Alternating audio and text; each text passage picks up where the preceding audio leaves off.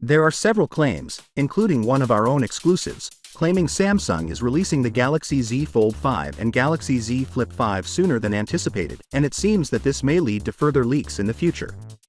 To start things off, the people at SmartPrix have posted stunning renderings of the Galaxy Z Fold 5 online in an effort to establish that a redesign is not planned for this year.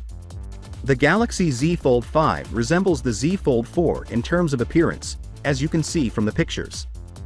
Again, this is not news.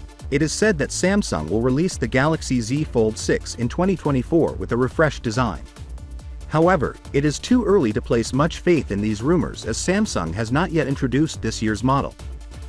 Samsung's choice to maintain the Z Fold 5's design from the previous year's model may have been motivated by the company's current attempts to save expenses.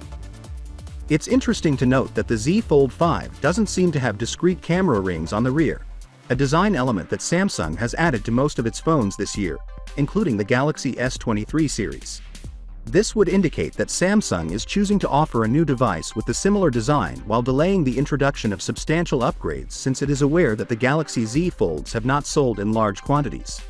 There may still be some noticeable alterations even if Samsung could go with a similar design with the Z Fold 5. The device is said to include a water drop-style hinge mechanism that will allow it to shut without any gaps between the two parts, according to rumors.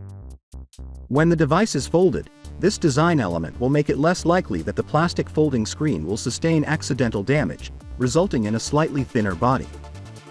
However, it's unclear whether this decreased thickness will improve the device's durability or suit daily use.